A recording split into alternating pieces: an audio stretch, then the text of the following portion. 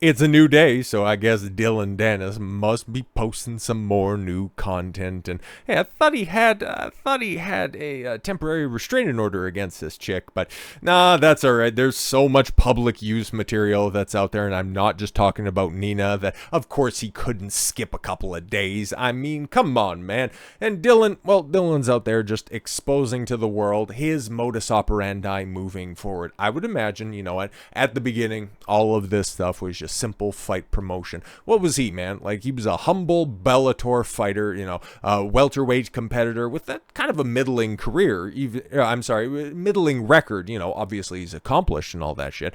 But even he would say, you know, the record's probably not that of, you know, one of the more big names in the sport, but at the same time, 4-time jiu-jitsu world champion, black belt in jiu-jitsu. That is a big accomplishment, man. So he's definitely done a lot. But this was easily going to be the biggest bag that he could possibly get. And now, well, now especially if he has PPV points on top of this stuff, like he stands to make a lot of money. But I think based on how long this has gone on, all of the different lawsuits, cease and desist letters, and just everything else that's probably gone over the top of this that he hasn't even come out and been forthright about. I'm sure that he's probably got some messages thanking him for exposing a 304 and probably, you know what, helping other guys also realize the red flags in their relationships. I don't know for sure, man. He hasn't made any of that information public, but I know, as many other people as well as myself has pointed out, he is doing something great by exposing the rampant thoughterry of these modern chicks that are out there, and hopefully saving some dudes' lives that are out there. This isn't about money. Logan bullies others and resorts to NDAs and lawsuits when things aren't going his way, like a cowardly rat. The only way I'm paying any money is if it goes towards a suicide charity, the Crypto Zoo victims, and HIV medication bills for Nina's exes. Yo, but there's a lot of truth in that joke, and obviously, okay, like, this is the 2023 equivalent of running it back in 1998 by saying, oh my god, can you believe who the higher power is? Oh my god, could you believe that it was Vince McMahon the entire time? It was really me, Austin. It was me all along. Oh my god. Yeah, it's a professional fight promo 6 weeks out from a pay-per-view. As a wrestling fan, I can kind of see the hallmarks. And then also, every time Dillon Danis makes a public appearance, he's got on an old school wrestling t-shirt. Like, I'm not blind to this, but there's also truths that you can pick out, just like that tweet right there. It's not about money. And then exposing all of the shit, the so-called good guy in the scenario, the guy who thinks that he's morally correct about all this stuff, you know, just a humble drink merchant that's just out there trying to do good. Oh yes, he's made mistakes in the past, but he's making good on all of this stuff, except for, you know, the big ones where, you know, the Crypto Zoo victims, there's still, what, 1 point some odd million outstanding on that one. Yeah, don't worry about them though. But I also want to focus on this as well, because the people that purport to be the most virtuous are normally the people that have the most to hide. Yes, resorting to NDAs and lawsuits when things don't go his way, like a cowardly rat. Exactly. And it also harkens back to something that we talked about. I believe this was at the end of last week when all these little teasers and trailers started to pop out. But Dillon Danis could not stop stuttering in his face-to-face with Logan Paul. And talked about the little clip that Logan decided to tweet out. And lo and behold, the actual interview. The face-off ended up happening, and I watched it. I watched all of it. I decided to pick, I don't know why specifically I'd end up picking this screen to settle on, but it's so very interesting, right? Because this is the middle of the diatribe. I'm talking to people, and I'm actively rectifying my situations where I've done wrong by people. It's so funny, man. And for all of those ums and ahs and erms that Logan Paul, or at least his team, decided to clip together with the reason behind Dillon Danis not fighting all that recently, which was kind of the center attack, that and all of the different props that Logan had during this 20-minute long face-off. Well, there was like a 30-second intro, and then there's a few seconds at the end. So yeah, about 20 minutes they sit down there, and it's somewhat edited. It seems enough like a cohesive, coherent conversation that goes back and forth. But Logan, he's definitely the more emotional one, because it's very interesting. When he's on the attack, when he thinks that he has the upper hand, he has a very rapid cadence when he's talking. He thinks that he has the upper upper hand, and he definitely is purporting himself. He snitches on himself. I shouldn't say purporting himself to be, but no, he's telling on himself that he definitely is the bully in this situation. Oh, look at this. Oh, I got this picture. Oh, you think that you're a real fighter? I'm just gonna go, yeah, and just get a screen here for a second. All right, yeah, hold up the picture. Hold up the picture, Dizzy. You should put it in front of the camera. So yeah, one of the first big owns that, and also, well, actually it does kind of, you know, delve into this, holding up this picture of when Danis got choked out after he got jumped by 6 guys, and then he ended up getting choked out by one of the people that threw a sucker punch at him. Very strange way to try to own him. Oh, you say that you're a real fighter? Well, yeah, you got jumped in the street. And it's like, okay, that's kind of a weird own on that one. Yeah, that shit sucks and all, but I don't know why you think that's a big own or anything like that. Oh yeah, and you know that guy that choked you out? Yeah, one of the 6 guys that jumped me. Yeah, I hired him as a security guard, and he's actually in the room right now. And then Dillon just kind of looked unfazed, and it's like, yeah, that's a pretty good one. And he's like, yeah, no, that's pretty fucking funny. So yeah, I had all these props, all of these, you know, canned attacks, and again, that's a little bit better. It's one of the better promos that Logan's ever cut, at least the ones that I've seen. But outside of that, man, at the moment that his girl starts to get brought up, and we'll see that clip specifically. I got that one. Well, actually, Dillon ended up tweeting that one out, and I found it to be quite cringy, but then at the same time fairly elucidating as well as to into the mind of Dillon, or I'm sorry, into the mind of Logan, and why the attacks by Dillon are just landing so effectively. So I'll just go ahead and I'll link out, obviously, and like this thing is just obviously, yeah, taking off 8 hours ago. At this point in time, it already has 1.6 million views, and it's probably already over that because, yeah, everybody's tweeting it out, everybody's talking about it, but it really does set up this fight exceedingly well. I'm definitely more intrigued about this fight than any other fight that is definitely on the docket, mostly because of the sell job that's been going on. And quite frankly, I think during that face-off, as Dillon was pointing out a couple of very important things as well, it's like, look at your size, bro. Pause. You've got way too much muscularity on your body. There's a reason that we're only going to be fighting for 6 rounds. It's because you're going to gas out, and even still, under standard rules, 2 minute, 2 minute or 90-second long rounds. I don't think they got into the specifics on that one, but I think it's only supposed to be, you know, 6 rounds or something like that. They were trying to hammer all of that stuff out, and Logan thought, oh, I got him good because right at the beginning, I got him to commit to a rematch inside of a mixed martial arts cage, and it's like, yeah, okay. Why you would go inside of a cage with a 4-time world champion black belt? It's like, that's just stupid. Like, I'm a much larger guy than Dillon Danis, but I wouldn't fucking do that. That'd be ridiculous, man. Then he also tried to renege on that deal, but we'll talk about that very shortly. But here's the clip, okay? Here's about the 37 seconds of the clip, or of the entire interview that I found to be definitely the most interesting. And Dillon specifically had it clipped out because it was definitely a good dig from him. So let's hear him. He's a hero, this and that, all the bad things he's ever done. I've done bad things too. You're doing bad things. Like what? You're a bad person. I'm helping you out, bro. I'm bro coding you. I'm trying to save you from half of your life work, whatever you have to pay her. My fiance is an angel. Yeah.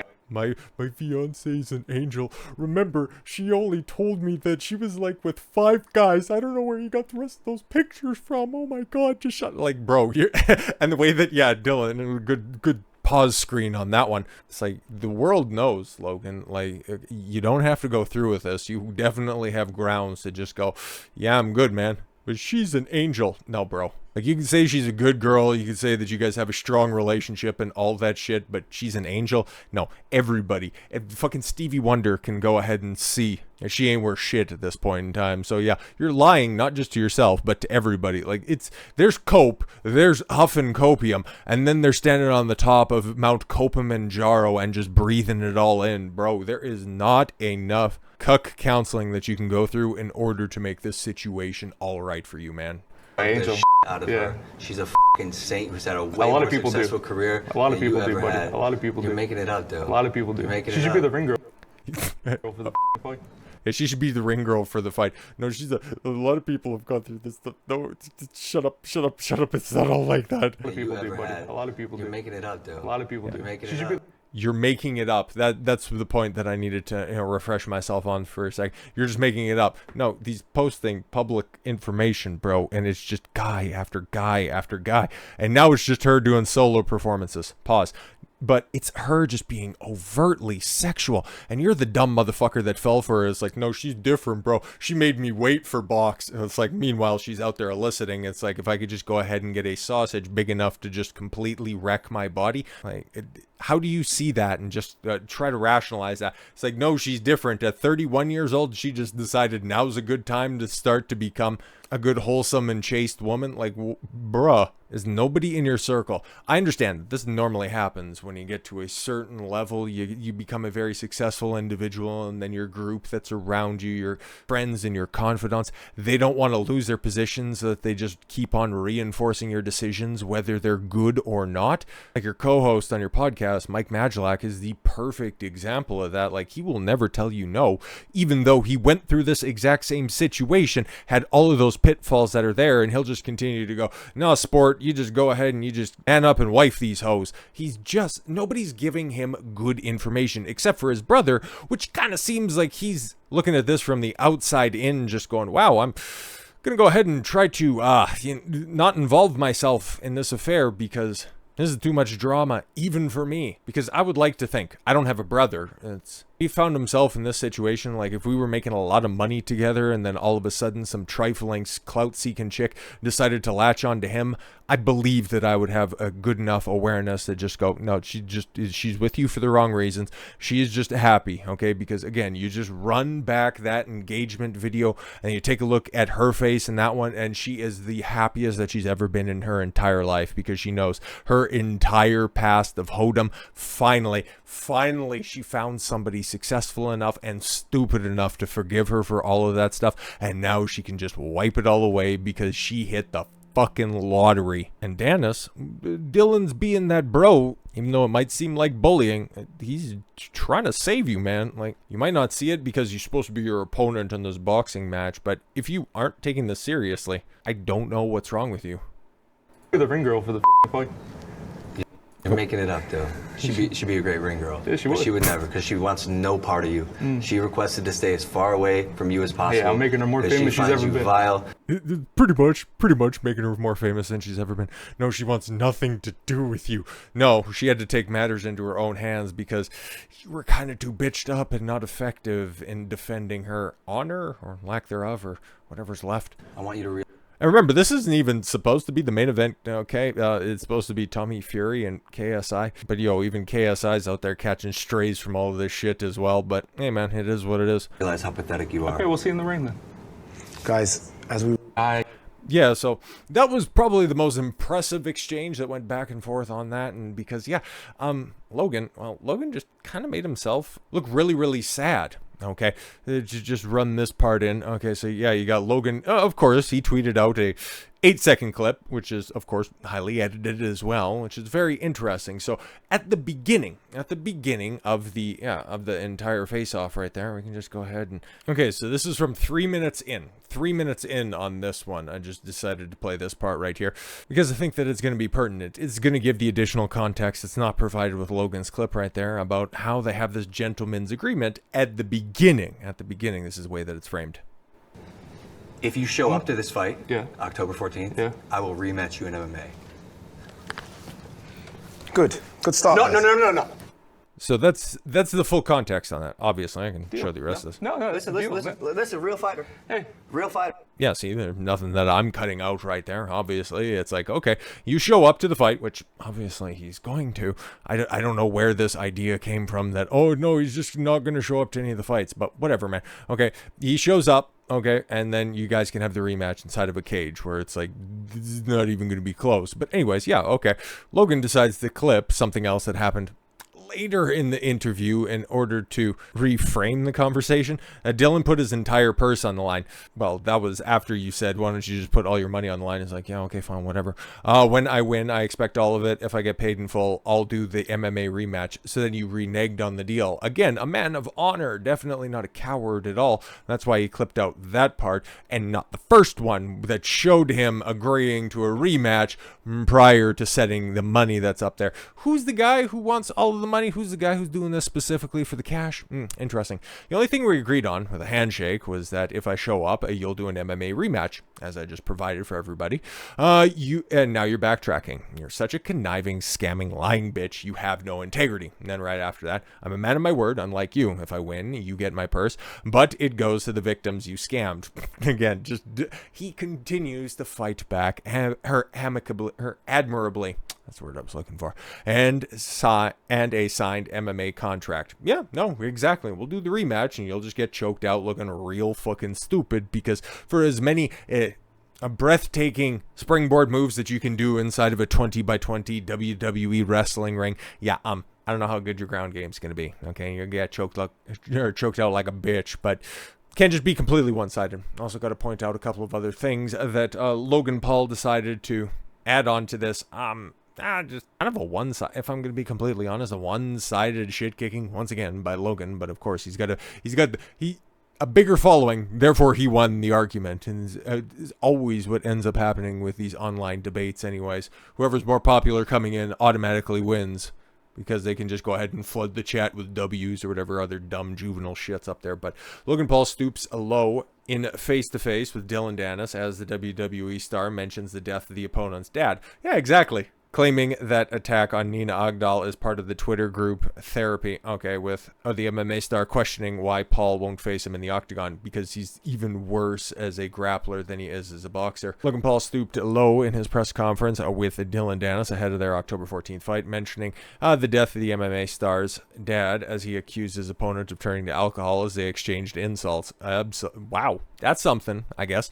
Danis, who had heavily criticized for his role in the pre-fight promotion, launched into attack on Paul's fiancée, Nina Agdal. Yeah, the MMA fighter regularly targeted Agdal on Twitter. Still is. Still hilarious. Leading to her being granted a temporary restraining order from Danis. Yeah, I wonder what that thirst trap picture is going to do for him. But anyways, Paul got a chance to hit back his opponent, and he stooped low in the pairs of face-to-face and brought up the death of Danis's father as they exchanged insults. Well, okay, Danis can go ahead and say this is a learning experience from you. Your mileage may vary on that. I can see his point on that one. What's the point of bringing up his dead dad? I don't really know about that one. That just kind of seems like a bully that's just trying to hurt somebody because he's kind of lost the argument. He said, your life is going downhill ever since you got kicked out of Marcelo's gym. Marcelo Hua? Yeah, okay. You turned to alcohol to try to drown everything out. Your dad passed away. You lost friends. Interesting. Yeah, I don't know what that's supposed to be, but okay. YouTuber and WWE star continues to tell his opponent that he empathizes with him. Yeah, exactly. He's trying to do this whole bitch tactic. It's like, no, I'm just trying to point this stuff out because I'm trying to be your friend, bro. Just like, come on. That his outburst on X is like a group therapy. I empathize with you, Dillon, because I understand Twitter.